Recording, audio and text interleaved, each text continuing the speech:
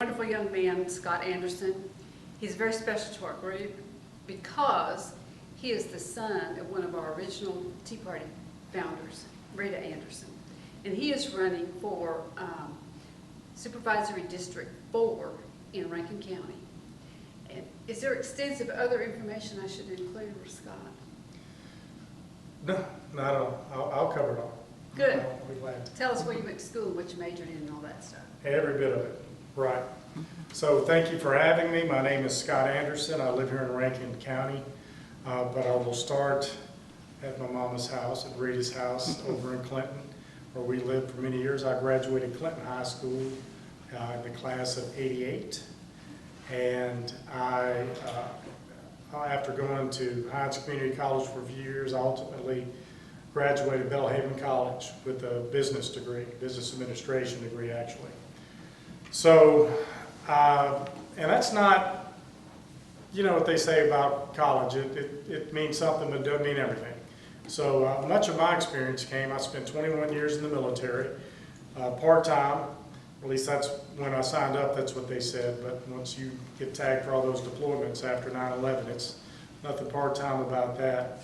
But I spent 15 years in the Army National Guard and did my last 6 years right here at the airfield, 172nd. I retired out of the Air Force with them.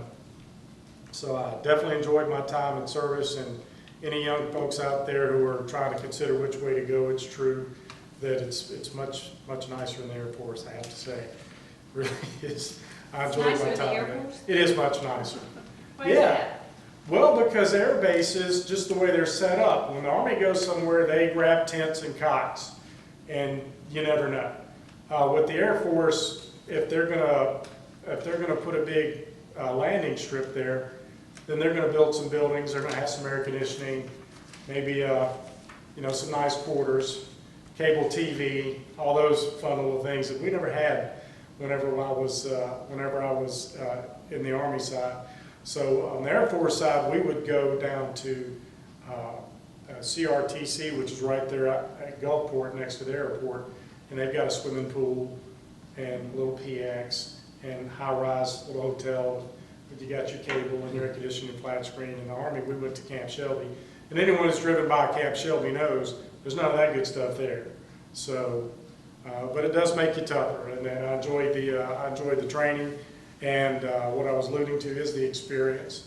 A lot of very good experience. Went on multiple deployments in service, and you know, enjoyed my time with it. But also enjoying having not to worry about what to shave or how much to cut for the weekends. I can just kind of do what I want. My weekends are mine now. Until I started doing this, now I've got to spend my weekends shaking a few hands and meeting some folks, because that is certainly part of the job. I actually spent today doing that. And I'm doing a couple of things. I'm speaking with folks in Rankin County and in my district, trying to get an idea of some of their concerns. What are the issues that they wonder about when it comes to our county government in general, but also specifically the Board of Supervisors. And I'm also telling them a few of my concerns and the things that I know about. And I know you had my cohort, Paul Busan, at a previous meeting, and he got into a few things that I think are a lot of people's concerns, just responsible government, some transparency that we really don't have. And I think with today's technological age, there's no reason why you just do the old-fashioned, you know, put a printout at the front of the foyer there in the courthouse saying, well, our next meeting's going to be, you know, Monday, the whatever. I think with social media and with the internet, there's a lot better ways, still very cost effective, but to get that information out for people who are interested in seeing it and knowing that these are public meetings, and you know, you should be able to be there. But you need to first know that they're going to be there, and it would help to know what's on the agenda. And I think that's part of the issue.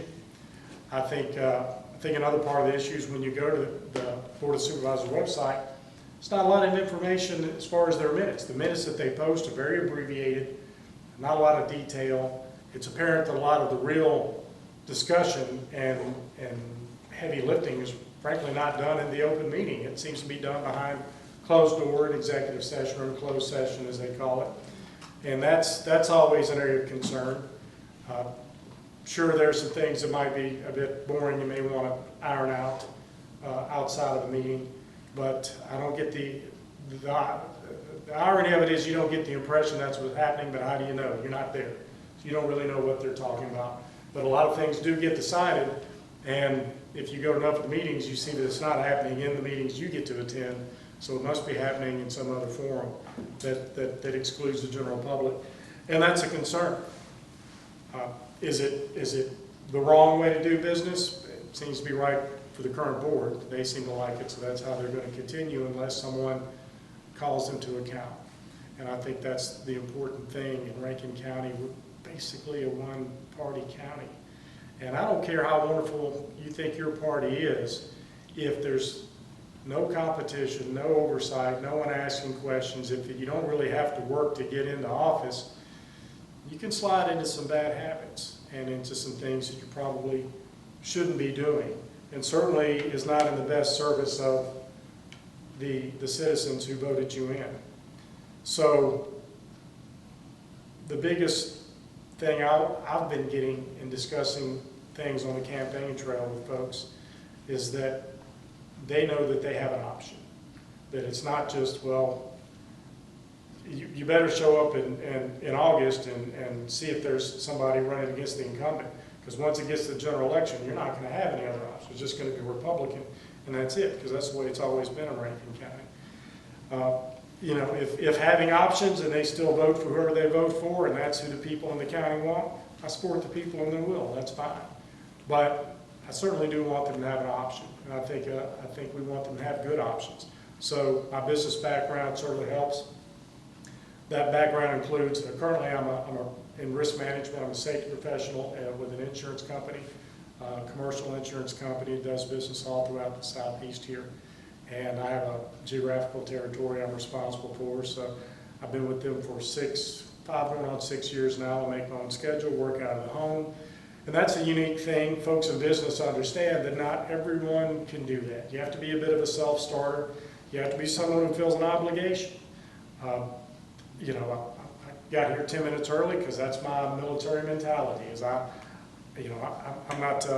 never the one in charge when it comes to a meeting. So when I was enlisted, you know, you always had to be there early, and then usually the commander, whoever's in charge, showed up late. But that's their prerogative. They're in charge. They get to do that. It's their meeting. But when I'm at the service of someone else, when I'm working for a company, when I'm working for a constituency or someone else, I feel that's just my responsibility to make sure I'm there, that I'm available, that I'm on time, and it's worked out really well. I get my workload done for my job. My company's very satisfied with the work that I do, and I'm kind of, Rita will probably tell you, I'm kind of a pleaser. I always want to make, you know, I get a little bit upset when I'm wondering if people don't, you know, are they not a matter of liking. It's not popularity or anything like that. It's just, I obligated myself. I said I was going to do this. I'm going to do it. I'm going to give it my best shot. I'm going to try and fail instead of not try at all, if those are my options. But I certainly want to have success, and I want to do it for the folks who are counting on me to get things done. So I think that's a level of accountability that we need to have in government. You know, politicians, left and right, we see the presidential race right now. The one question people aren't asking, all these current people running, we're still more than a year out. The thing they're not asking is, well, who's doing your job right now? Aren't you a mayor somewhere? Aren't you a senator somewhere? Aren't you a governor somewhere? If you're doing all this, who's doing that job? And I know that's part of the game a little bit, but at the same time, unfortunately, a lot of times folks, they really don't have to do their job in elected office. They can get away with just not doing it. Things get neglected. So those are some of the things that I talked about with folks on the campaign trail today, and those were some of the concerns. I've done a little bit of homework as well. I don't like to come empty-handed. And one of the things that concerned me was we have, how many folks in this room actually live in Rankin County? So you know we have a planning commission. That's for planning and development. And the reason why I know that's because when you go to some of the Board of Supervisors meetings, or you watch them online or watch the recorded versions, you can see that they do a little bit of planning commission work. And one of the interesting things that I saw was they had a developer in front of them that had a problem. It really kind of had to be addressed then, but it was at the Board of Supervisors meeting. So they suspended the minutes for the Board of Supervisors, called in the minutes for the Planning Commission. The same district supervisor are also Planning Commission directors. And then they addressed that issue there, and then they closed those minutes out and resumed the minutes for the Board of Supervisors. And that's all fine and well. It was necessary to get that done. In the context of what I observed, I didn't have a problem with that, but I found it, first of all, interesting. Okay, well, so they're on two boards. What's this other board? I knew what planning commissions were. I really didn't know we had one. A lot of folks that I talked to didn't know we had a planning commission here. It's a statute that the state passed that said if the county board of supervisors passes through ordinance, and it's supposed to have been voted on, as I understand it. I don't remember seeing that. But August 2017, according to the ordinance that I did find online that established the planning commission, is when it happened. They're also elected people. Those directors are elected, but the first time around they're appointed. So they all appointed themselves. To be on it, you would assume out of convenience because it's a new planning board. And the Board of Supervisors was doing the work of the planning board already. They just didn't have a separate board doing it. They just decided to have that. And I believe in the state, reading some of the state statutes, there are some interesting things in there that gives the planning board for the county some extra authority or abilities that makes it a lot more advantageous, supposedly. That's the wisdom behind it. So I don't, again, in principle, have a problem with that.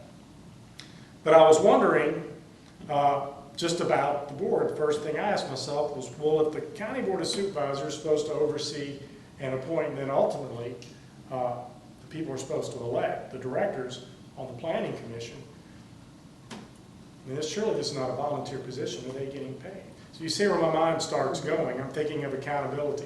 And one of the first things that occurred to me was, I know, everyone knows,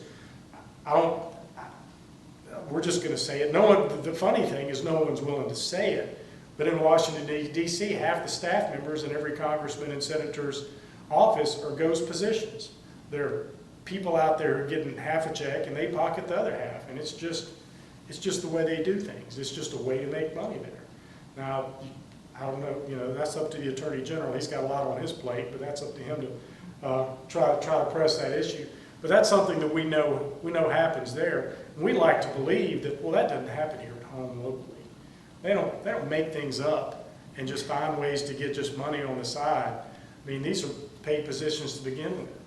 But how do you know if you don't ask the questions? If you're not involved in your government and you don't go to the meetings and you don't start putting two and two together. And I will tell you, I have a history. Before I was in risk management on the safety side of the house, as we call it, I was on the security side of the house. So I did loss prevention, interviews and investigations, and any time I saw something that didn't look right, I couldn't resist it. I had to just, like a moth to a flame, I got to know what's going on there, because that was my job, and that was my mentality. So again, my suspicious bone started quivering, and I started thinking, I don't understand. So I called the state auditor's office, because they're over local governments and anything financially as far as public funds. And I got some direction. I looked on the Secretary of State's website and found some information on the statutes that establish the authority for the board to, through ordinance, make a separate board, a planning board. And I also found out that the members, if they're using the correct statute, there's apparently 2 statutes that are possibilities. But based on the information as I'm seeing it and the way the ordinance is written, it looks like they're using the statute I'm about to reference. It was one that Mississippi Code 17111 is one of them, but the other one is 1931-9, and that's the one, public improvement districts. and it's for board of directors, and it's electing, voting, and oaths of office and all those sorts of things. So it goes over the establishment of it and how it's operated.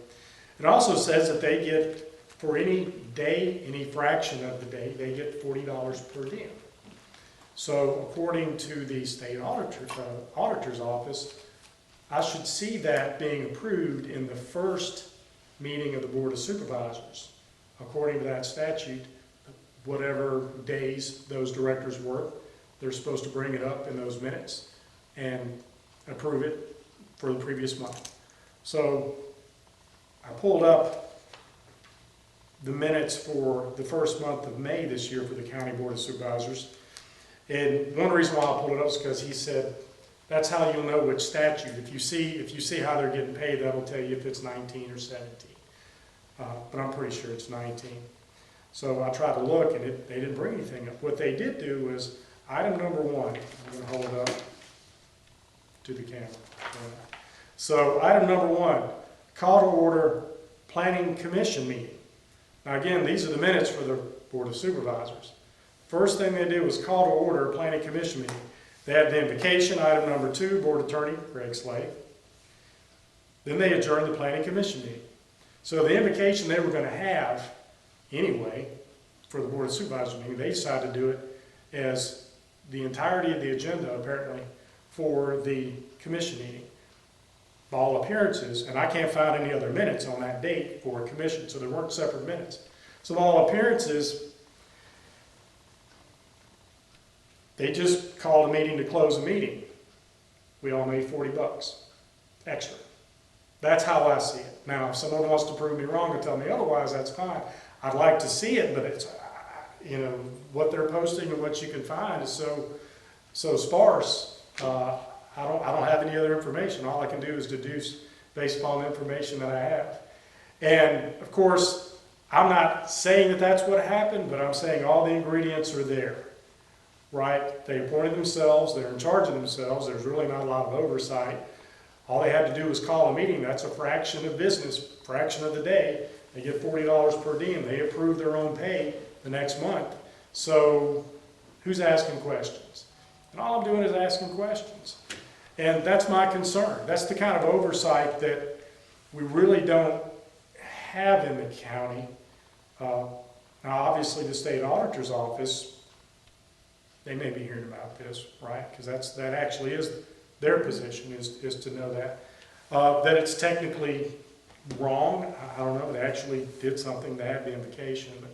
So that's just one item, and that was just one little thing that I saw from watching just a couple of the meetings. And I'm not even in politics, really. I'm a business person just like most of the folks here, who I have to live with the things that the politicians do on a daily basis that affect my life. And again, one of the concerns from people out there that I talk with on the campaign trail, not just today, but in previous occasions, is, well, it's always, we didn't have the money. Well, we were doing this improvement, we had to stop there, we couldn't get any further, we didn't have any money. Not the truth, which is probably, well, only the people that matter went that far down the road. All those people, I'm not counting on their votes. That's probably closer to the truth.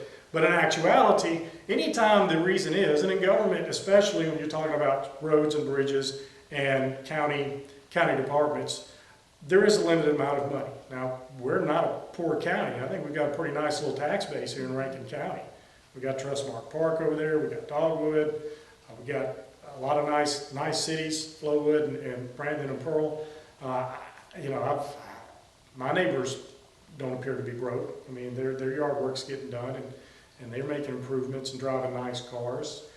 I'm pretty sure that we've got a strong tax base, so we've got a fair bit of revenue here in this county, and yet for so many important things that are going on out there, well, we didn't have the money. That's what I'm hearing that the Board of Supervisors tells folks when the people themselves are the ones saying, hey, this is what my concern is. Why are you doing it this way? Why not do it that way? Well, we were limited on funds. And that's okay. You can be limited on funds, but not when you're playing little tricks to make sure you get your extra dollars first. That's just not the way it's supposed to be. So in my mind, this really should be a board, the planning commission should be a board that should be elected, it should be some oversight, it shouldn't be the same people. And those are some of the things that I know for my part, I'm gonna dig in deep. Also, I'm gonna use my insurance background. I can tell you that I have dealt with a number of customers, many of them county and parish and municipal governments. A lot of people don't know, but the school board, the Rankin County School District, it has to have its own insurance. They pay a private company, you know, like Travelers or whoever, Progressive, someone. All those you see a lot of ads for, and those folks who sponsor golf tournaments and those are the people that have to go in the private sector. They have to find insurance. They're not self-insured or can't be sued type situations. They have to have workers' compensation, general liability, for their buses, school buses, all the vehicles that say Rankin County vehicles, those are insured by somebody. And just like anyone else's insurance, you can pay way too much if you're not shopping it around, if you're not making sure that people are following certain rules and wearing seat belts, or if you're doing motor vehicle checks for drivers, or if you're making sure people are, working safely when they're out on heavy equipment doing public works projects. Those things I have seen, it's been my experience, your claims can run rampant in a municipality quickly. And then you have very few options. There's not really but one or two places you can go, and it's hard to get out of those situations once you dig yourself a hole with your insurance. And the amount that a municipality or county government will pay in insurance lines, you can have a swing from one year to the next of hundreds of thousands of dollars to the tune of over $1 million or more dollars, just for each of those lines of commercial insurance. Just because you're not doing your due diligence and managing it properly. You're just saying, well, hey, we got the money. It's Rankin County. The money comes in. We're not doing all that. Not worried about having standards for people. I can't tell Bubba and his department how to run his department. Yeah, you can. You're the one who gives him his budget. That's your job. You're the board of supervisors. Tell him he needs to run his department safer. Tell him he needs to have people who are going to follow certain rules. Basic, simple stuff the rest of us have to do to keep our insurance rates down, right? So we don't pay too much for our businesses and for our homes, and for our automobiles. So, there's a lot of people who've learned to quit smoking and quit doing a lot of different things because they want to have life insurance. They don't want to pay too much. A lot of people who wear seatbelts and don't speed because they know they need auto insurance and they don't want to pay too much. There's no reason why the county shouldn't be doing exactly the same thing because it's our money. And frankly, those are our family members and friends who work there. And anyone who owns businesses and operate businesses knows that a lot of times it is up to the employer to go ahead and set an appropriate standard of behavior and conduct just to keep them safe, just make sure they get home to their family and friends. But it saves money too. And at the end of the day, that's what we're out to do. Run a better government, make sure it saves money, make sure we have the right people in the right positions that are following along with that standard that's set. And it all starts at the top, the Board of Supervisors. They dole out the money, and they're the ones who can make that insistence and have the oversight with the day-to-day administrator that they select. And if you have the right administrator in place and you set the right tone, those things will get done. And I'm not convinced they're getting done, so those are the things we're looking at. I really didn't even look at the clock, but what about questions or Well, I have a couple questions. One of them is,